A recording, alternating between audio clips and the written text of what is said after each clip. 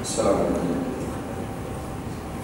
Alhamdulillah, nasta'inu wa nasta'inu wa nasta'inu wa na'udzu billahi min shururi anfusina wa sayyi'ati a'malina man yahdihillahu fala mudilla lahu wa man yudlil fala hadiya lahu. Asyhadu an la ilaha illallah wa asyhadu anna Muhammadan abduhu wa rasuluh. Allahumma shalli wa sallim wa barik ala Muhammad wa ala alihi wa ashabihi wa tabi'in wa salihin.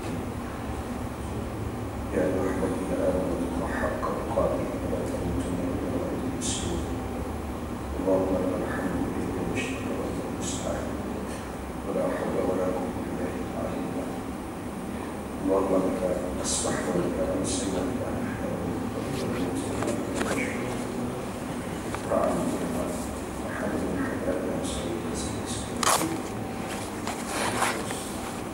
Aisyah radhiyallahu anha anna Nabi sallallahu alaihi wasallam qala inna Allaha rafiqun. Assalamualaikum.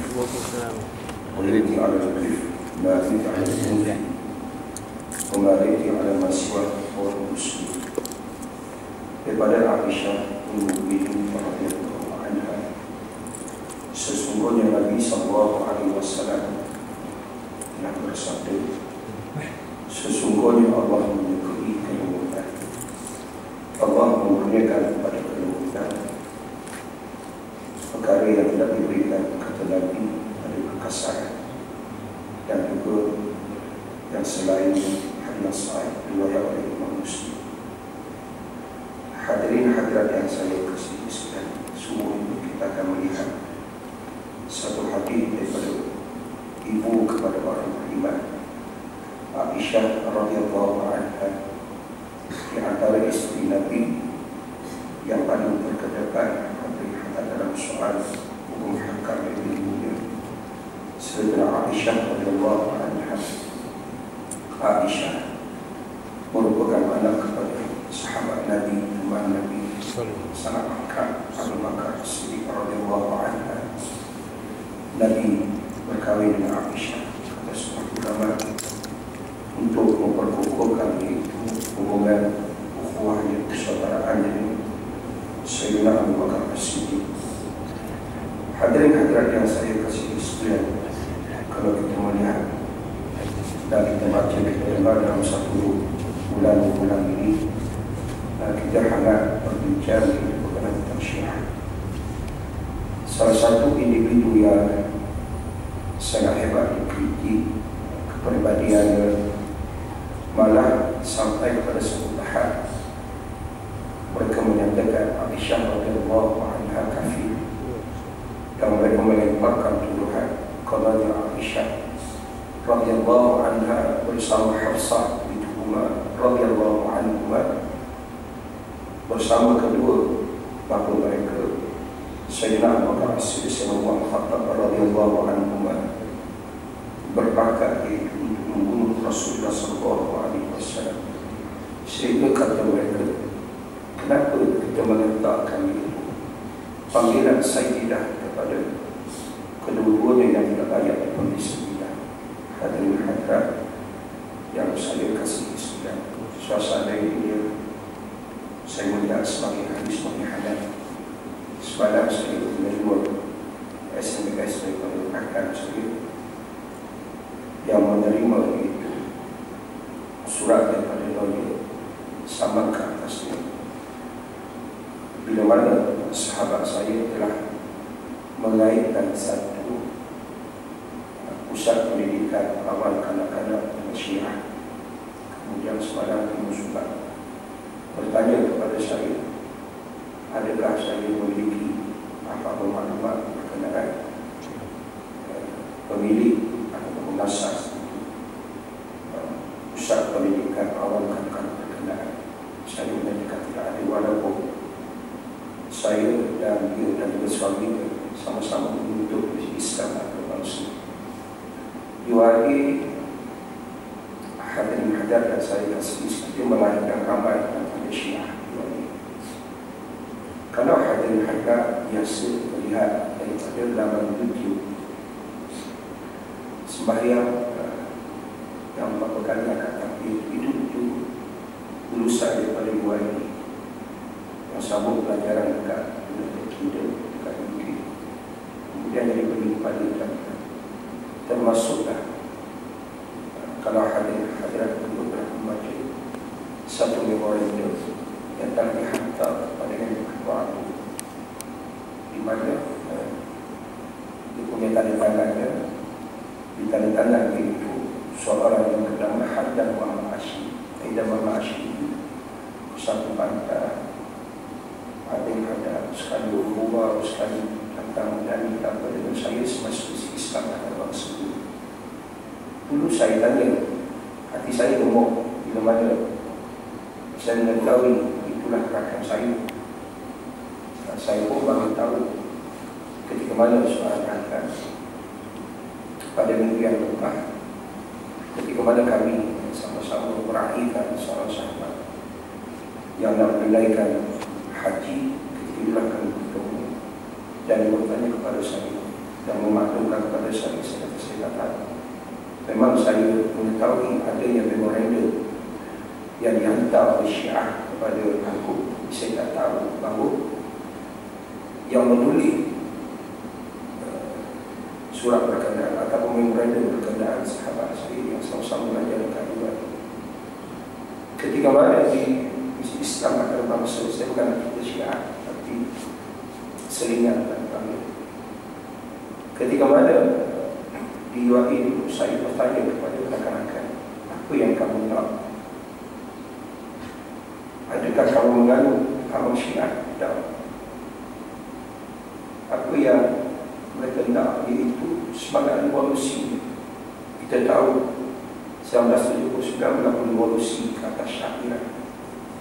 Walaupun ketika itu Khomeini setelah mana 15 tahun berada di Iraq, 1978 Khomeini pergi ke Pakistan. 1979 berlaku iaitu peristiwa revolusi Iran. Dan dikatakan ketika itu revolusi berkenaan dia mencetuskan satu fenomena bukan hanya di Iran tapi termasuk di negara Islam, termasuk di tempat kita dan kata yang saya pesan. Satu sejarah yang tak boleh dipertikaikan oleh siapa sahaja di mana mereka bercakap berkenaan sahabat Islamiyah, kebangkitan Islam terutamanya pada era Hadad 70-an. Salah satu faktor yang membawa kepada kebangkitan ketika itu salah satunya dikaitkan iaitu tentang revolusi dan kita nak cakap yang itu.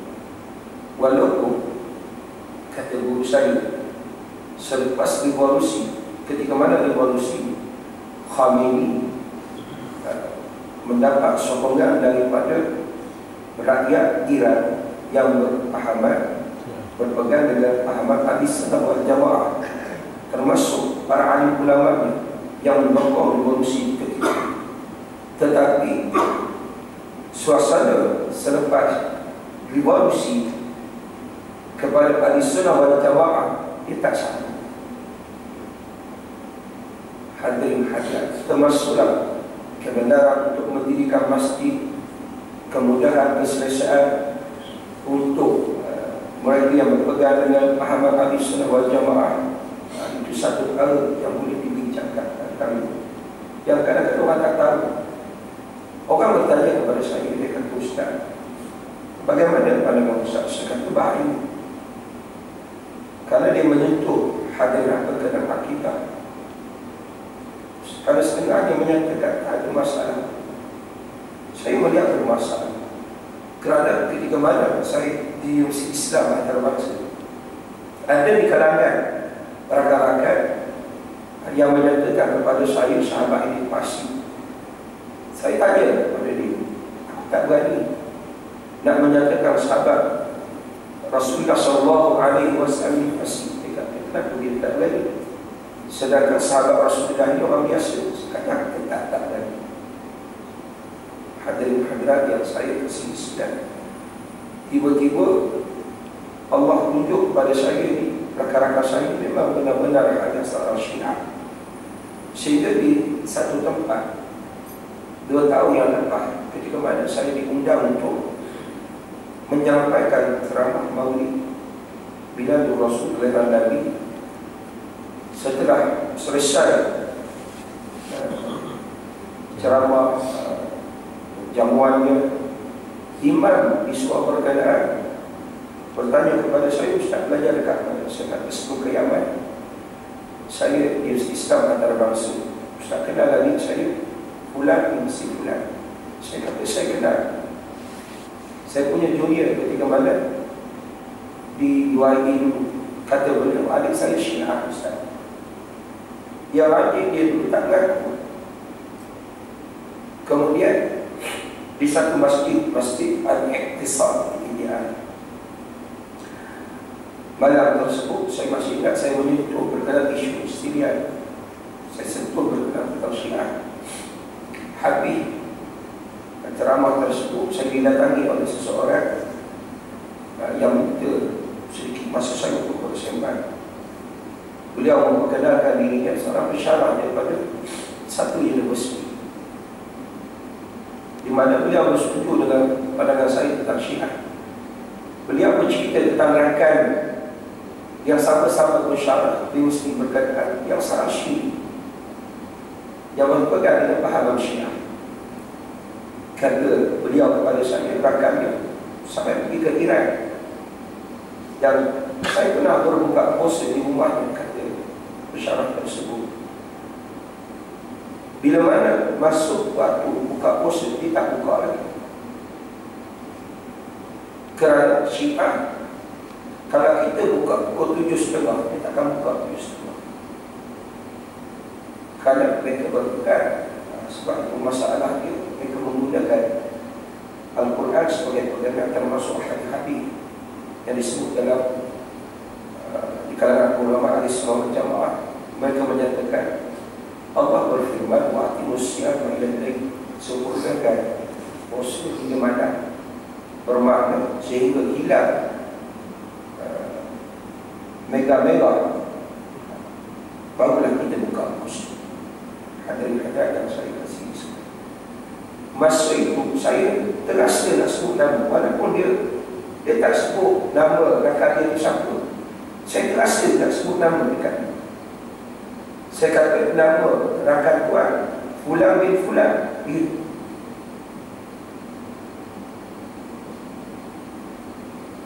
Di mana kebanyakan rakan-rakan saya yang menyempurnakan pahaman ini, dia bergerak di atas dan pakai platform intelektual. Kebanyakannya jadi pensyarah dengan gelaran mereka hadirin-hadirat itu doktor lah, doktor sini, doktor sana. Kemudian dia bawa pahaman Allahu Akbar.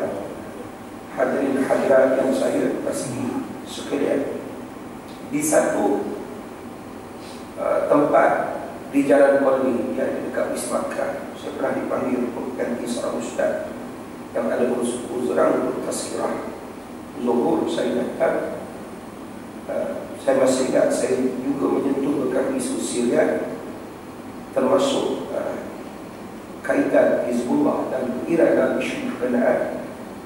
Saya nak balik itu dalam kaitan perwatahan. Saya berhenti, boleh saya cakap dengan ustaz? Silakan. Saya nak cepat. Saya seorang Syiah, kata pegawai kerajaan. Saya seorang Syiah, Imam Bogah Ja'fari. Dia kadang-kadang dikenali Imamiyah dengan Ja'fariyah.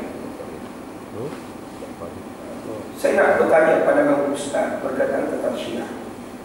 Ketika itu Allah bantu saya sedikit, kerana saya telah membaca pandangan yang mutaakhir ataupun yang terkini daripada Dr. Yusuf Qaradawi. Kadang-kadang orang bila mana dia nak menggunakan kata-kata Qaradawi, dia mengambil pendekatan Qaradawi pada mereka awal tentang Syiah. Qaradawi dia berusaha untuk melakukan taklid mendekatkan Sunni dan Syiah. Qaradawi pernah buat, termasuk Rashid Ridha, anak murid kepada Muhammad Tetapi pandangan akhir Qaradawi ada lagi selepas serial sebelum itu. Qaradawi menyatakan satu Quran mesti sama. Saya sebut kepada abang tersebut, Quran kita mesti sama. Kata dia kepada saya, dah, dia kata sama Ustaz. Kita dah tahu dah melalui pembacaan kita ini, kalau kita baca dan kami Quran yang mereka kata tak sama. Saiznya, jumlahnya 3 kali ganda lebih besar, maksudnya jumlahnya lebih banyak daripada Quran yang ada pada kita. Dan mereka menyatakan Quran yang ada pada kita ni dah banyak kepalsuan, penyelewengan di sana. Terutamanya hal-hal atau fakta yang dinyatakan Al-Quran berkenaan Sayyidina Ali radhiyallahu anhu. Maknanya ahli sunnah, terutamanya Sayyidina Uthman bin Affan telah buang benda-benda yang khusyuk. Yang kedua saya sebut dekat ini. Yang kedua, tak ada cacian untuk para sahabat. Saya dah Ustaz, kata abang. Tetapi rakan-rakan dia memang mencaci para sahabat. Tulis dekat saya. Hadirin hadirat yang saya kasih, sekedar kemudian saya pergilah. Sebab itu Syiah ini dia bukan kecil, kali yang sangat besar. Hadirin hadirat yang saya kasih, dan saya tak ada kompromi tentangnya.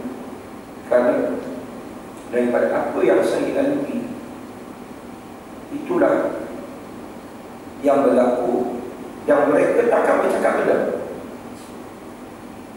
Kalau mereka kalah dengan kita, mereka akan menyatakan, ini saya bersama dengan Ustaz. Bila mana mereka kalah berpuncak. Hadirin hadirat, sebab itu perkara itu mesti didalami, sedikit dinyatakan kepada anak-anak. Memang kata orang boleh terpengaruh, orang boleh terpengaruh. Saya sebut di banyak tempat ketika mana saya ditanya tentang Syiah ini, saya kata kenapa bahaya dengan hadap perubahan pegangan yang lain, hadap terutama Salafi Yahudi. Saya menyatakan hadap yang mungkin di Arab Saudi itu, di Arab Saudi mereka tetap mengerjakan tentang sembahyang 5 kali. Tapi Syiah sembahyang mereka ada 3 kali. Walaupun mungkin kita tak setuju apa yang berlaku, yang dipegang oleh tentang ulama-ulama Arab Saudi, dan mereka yang berpahaman begitu, hadirin hadirat, tetapi sembahyang mereka 5 kali, Syiah 3 kali. Yang kedua, mereka di sana tidak mengkafirkan para sahabat. Syiah mengkafirkan para sahabat, termasuk Aisyah radhiyallahu anha. Yang ketiga, mut'ah. Di sana tidak menghalalkan mut'ah, tapi Syiah menghalalkan mut'ah. Sehingga dengan bini orang pun boleh, berapa orang kita nak pun boleh, dengan budak-budak pun boleh. Kalau tak pernah baca, dengan budak-budak boleh. Tapi tak ada, iaitu segala, tak ada interkos, tak ada hubungan seks pun. Sekadar cumbu-cumbuan, ragu-raguan boleh. Adakah kita boleh terima benda? Mereka tak kena nafi. Kan hari ini dengan kecanggihan teknologi, kita boleh lihat menerusi tata laman itu dengan bebas. Dulu boleh lah. Bila mana kita nak faham tentang Syiah, kita terpaksa beli kitab. Tengok para alim ulama, baca kitab mereka. Hari ini tak boleh buka YouTube, boleh dengar bagaimana ucapan ulama-ulama Syiah terhadap Abu Bakar, terhadap Aisyah radhiyallahu anha. Kata Allahu Akbar. Hadirin hadirat yang saya kasih isian, kenapa mereka menggambarkan satu pegangan mereka, iaitu at-taqi. Taqiyah ini mereka tak tunjuk pegangan sebenarnya. Mereka berpura-pura menjadi ahli sunnah wal jamaah, tetapi mereka sangat syi'i. Syiah yang datang tudung lagu, kata pakai kopiah, jambut ayat, tetapi Syiah. Allahu Akbar. Hadirin hadirat yang saya kasihi, saya nak jelas pada kandungan tentang ini supaya kita ada masa. Hadirin hadirat, kita mengetahui tentang perkara ini. Buka lah tak kita tengok apa semua. Jangan mudah terpengaruh. Orang yang mudah terpengaruh dari saya lihat daripada zaman rakan-rakan saya, orang yang malah apa? Dia malah untuk teliti fakta yang mereka baca menerusi kitab kita. Syiah bila mana mereka nak berhujjah, walaupun mereka dah tolak Bukhari, hadis-hadis Aisyah, Abu Bakar, Uthman, sampai melainkan hadis riwayat daripada Abu Dhar, Salman Al-Farisi, mereka tu selain mereka tak kira. Tetapi bila mana mereka nak berhujjah dengan kita, mereka akan menggunakan datang hujjah daripada hadis-hadis Bukhari. Kemudian kita akan jadi bingung. Contoh, mereka menyatakan sahabat murtad selepas buah batalan. Dalil mereka guna daripada Sahih Bukhari. Dalam Sahih Bukhari, ketika mana umat Rasulullah dibawa ke Kautsar untuk meminum air daripada Kautsar, ada yang dihalau. Kemudian Nabi bertanya kepada para malaikat, menyebut kepada mereka ashab. Dia kata tengok tadi semua sahabat aku, sahabat aku. Dia kata tengok penggunaan bermakna ada wujud kata mereka iaitu kemurtadan hadirin hadirat di kalangan para sahabat. Tetapi kalau kita meliti pandangan Ahlussunnah, ya memang berlaku murtad tentang Nabi. Kerana setelah mana Nabi wafat di zaman Abu Bakar berlaku riddah. Tetapi adakah melibatkan sahabat yang besar? Tak, kata Ahlussunnah. Kata mereka tak. Yang kekal di Kitab Al-Aswad, Salman Al-Farisi, Abu Dhar Al-Farisi, Ammar bin Yasir. Yang lain semua kata mereka. Hadirin hadirat yang saya kasih setiap berdatangi kali ini. Banyak sejarah yang dibaca oleh kita dan anak-anak kita merupakan semua-semua yang datang dari Malaysia. Saya dalam batas saya kata tak. Kenapa tak? Tapi macam mana Ustaz? Kalau ada hendak menekuni benda itu, barulah kita mengetahui rupanya banyak sandaran yang palsu yang diletakkan kepada Al-Imam Ja'far As-Sadiq. Hadirin, dia banyak. Hadirin hadirat yang saya kasihi sekalian, dia banyak tentang kalau kita bercerita semua. Antaranya kisah Sayyidina Umar sebab anak dia sendiri, termasuk Sayyidina Umar membunuh anak dia. Hadirin hadirat, termasuklah peristiwa pembunuhan Sayyidina Al-Husain, cucu kesayangan Rasulullah di Karbala yang dikaitkan dengan Yazid bin Muawiyah. Dikritik balik ulama-ulama Ahlussunnah wal Jamaah. Kita dah pegang manual, kita dah pegang cerita Hindum bin Utbah. Hindum bin Utbah, ibu kepada Muawiyah bin Abi Sufyan, yang dikatakan cuba memambah hati hadrat siapa? Sayyidina Hamzah bin Abdul Muttalib. Bila mana ulama kaji, rupanya semua daripada Syiah. Kenapa macam tu? Kerana sebagai yang berkait tentang Muawiyah bin Abi Sufyan akan diberikan tentang imej yang buruk. Dan dia macam kau, kalau kita bayangkan, kerana dia riwayat yang sahih. Pernah satu ketika Wahsy bin Harb ini yang ditugas oleh Hindum untuk lempar dia punya pampak dia kepada Hamzah. Nabi pernah panggil Wahsy, minta pasti.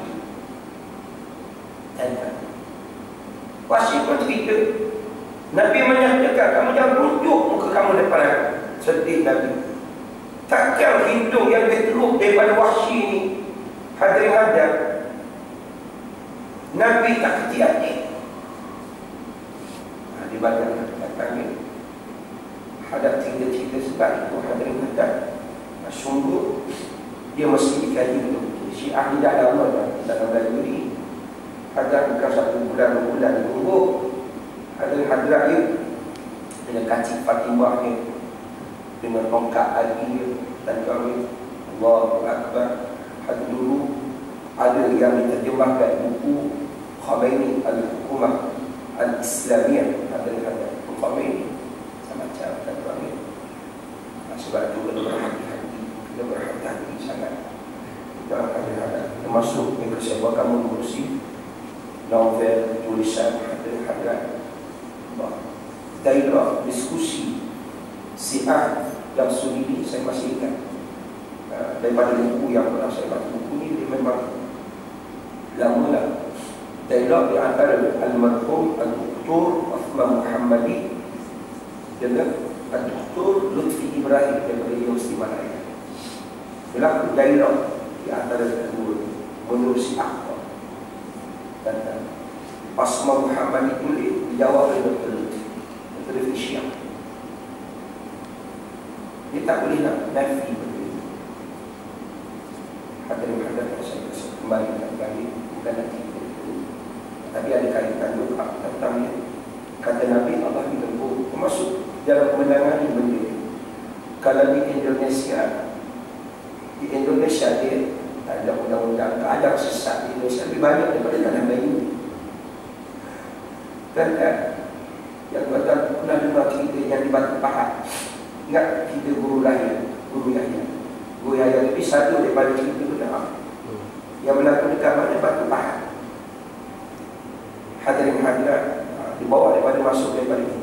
Saya baru ni bersembang tentang ini berkenaan seorang Tuhan Allah yang dah meninggal dunia. Kata orang yang menekuni bidang tarikat, mungkin dia dengarlah nama dia. Ada saya nama dia ada Kadul Arifin. Kadul Arifin ini nama beliaunya Abah Ainullah daripada Surabaya, Indonesia. Nak cerita bagaimana kehebatannya mengubah tanda yang tidak ada sesat, mengubah seorang daripada tanah Melayu ini yang pergi bertakwa dekat Indonesia tentang cari ilmu mati, daripada gunung ke gunung, akhirnya dia jadi kamu panjang. Bila mana dapat yang dah hebat ni, tentang kiu-kiu orang rebah tentang tersukup di tanah dia. Kemudian dia dengar cerita tentang kiai tentang seorang wali Allah. Hadirin yang telah mengasaskan 22 pondok untuk memulihkan penampilan. 22 yang Malaysia hari ini ambil daripada mana? Ambil daripada dia. Kita tak tengok di Perak pun ada, di Kedah pun ada, di Terengganu pun ada. Pondok itu disebut Inaba. Idea daripada mana? Daripada dia. Maka datanglah yang Samsing ini kepada dia. Datang orang tanah dari itu, orang Kedah. Datang untuk pamukan yang lakukan dialog hati-hati ini. Hebat ilmu dia datang masuk dalam tanah.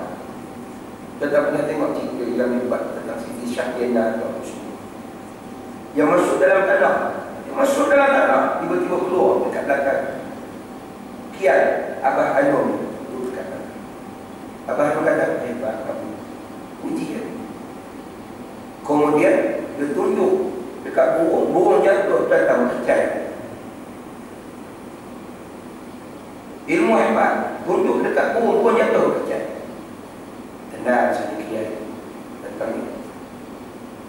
Cuba tuan-tuan asal tu semua. Jadi lain.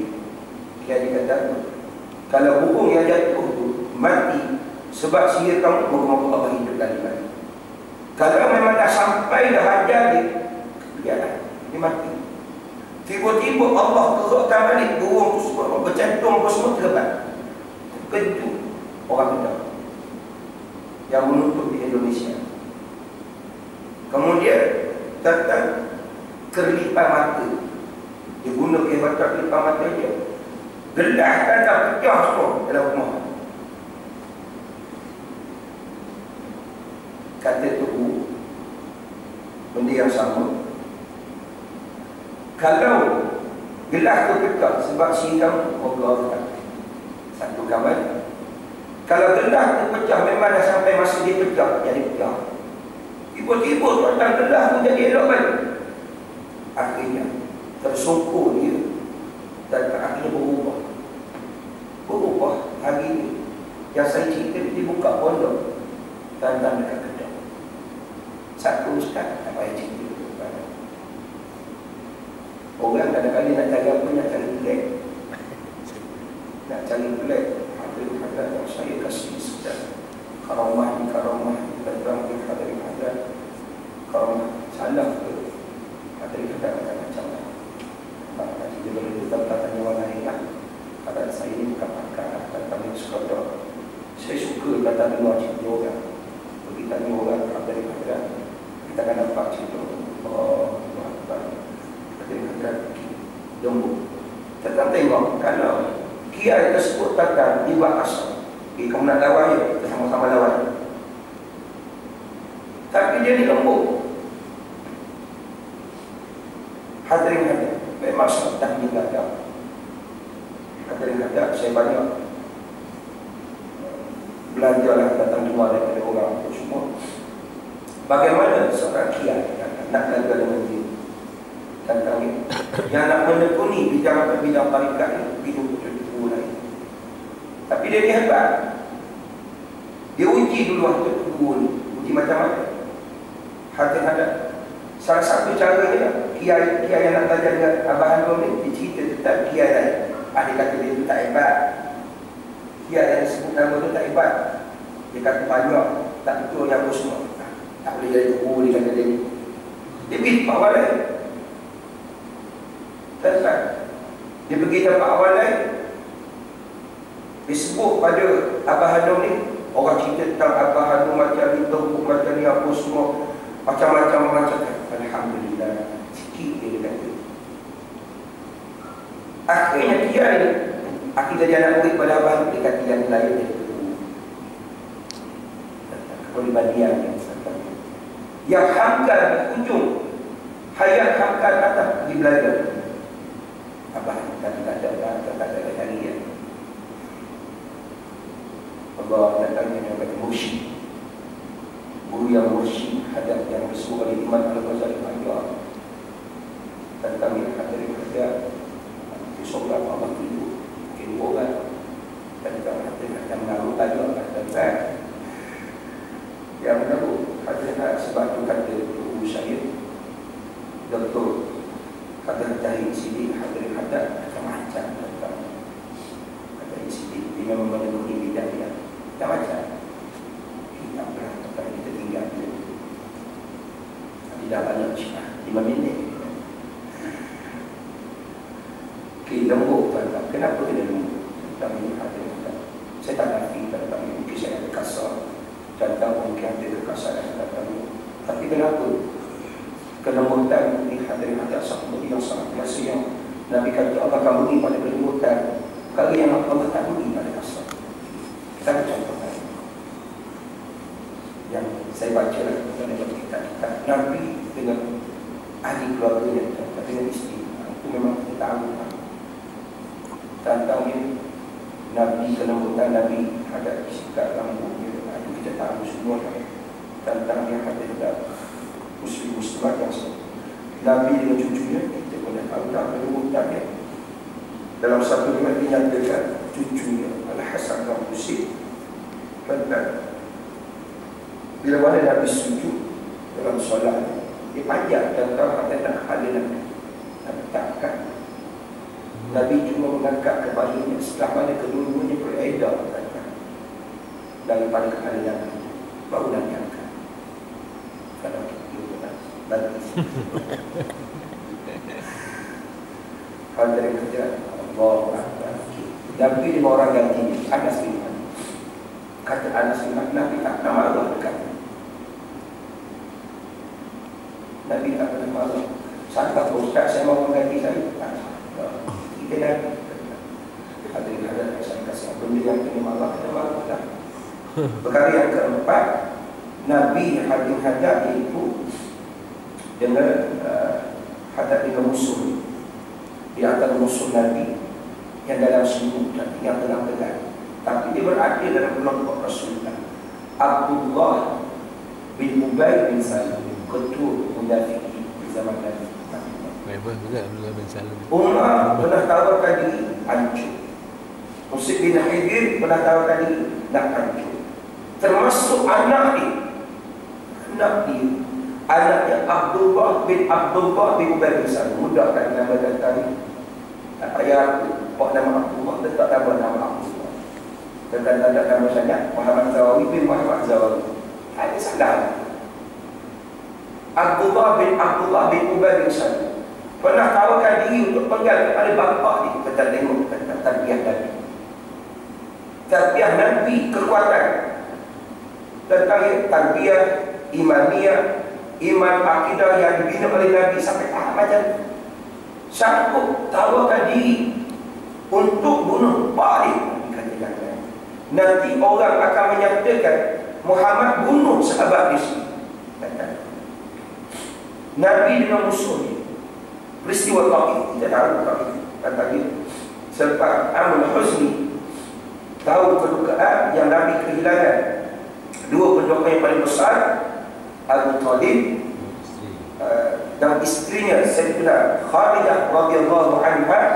Nabi pergi ke Taif. Harapan ialah besar harapan bagi orang timur, tetapi berlaku sebaliknya. Dakwah perkara biasa.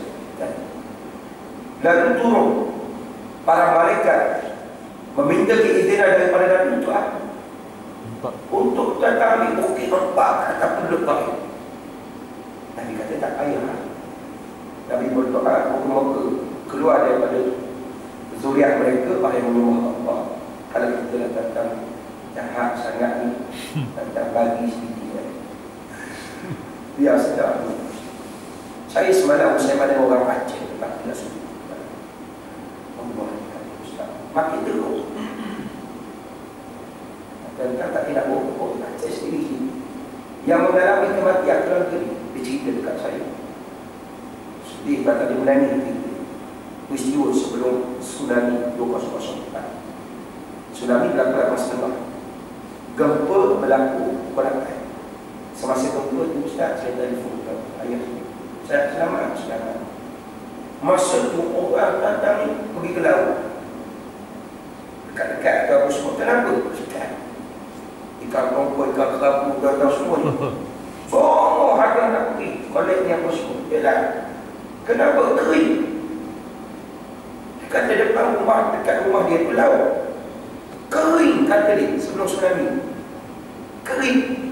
Lepas setengah. Lepas setengah tu hadirin hadap tsunami. Allah, yang sedar-sedar Ustaz, yang tak sedar macam tu juga. Yang sedar-sedar berubah. Yang termasuk yang berubah, yang Kristian yang datang, yang nak mengkristiankan, terutamanya kanak-kanak Aceh. Tetapi ada kanak yang tengok Islam kat sana. Kenapa? Dia jenazah kata dia ramai matikan orang beribu, macam-macam jenazah. Ada jenazah walaupun dah lama dia maintain macam tu. Ada satu jenazah Ustaz dengan kepiah dia, yang tepi ni hanya hancur lebur ni, bergulak busuk-busuk. Yang ni yang tak ada kepiah ni bukan kata ni kata makan kepiah sampai dia tak tahu orang lain dia tak ubah, maintain balik. Dia kata Ustaz, kalau ada seorang berlaku macam ni, berlaku di Aceh. Tentang ni hadirin hadirat yang saya kasihi sekalian, tentang Nabi lembut kepada musuh, Nabi lembut kepada orang minta sedekah. Saya banyak sebut orang minta sedekah. Tentang kenapa hari kita banyak tentang ni, budak perempuan lelaki yang tentang yang digunakan. Itulah kita kadang-kadang kita nak bagi, tapi tak nak bagi, tak payah bagi. Dan jangan sesekali tentang tengking dan pendangan. Kenapa? Dengar tentang Nabi. Nabi satu ketika datang meminta syafaat daripada tentang rumah Nabi Abu Syu'ab. Nabi kata, kamu ada? Nabi tanya, saya ada kendi, tahu kendi tak? Adik-adik saya tahu kendi. Dia tu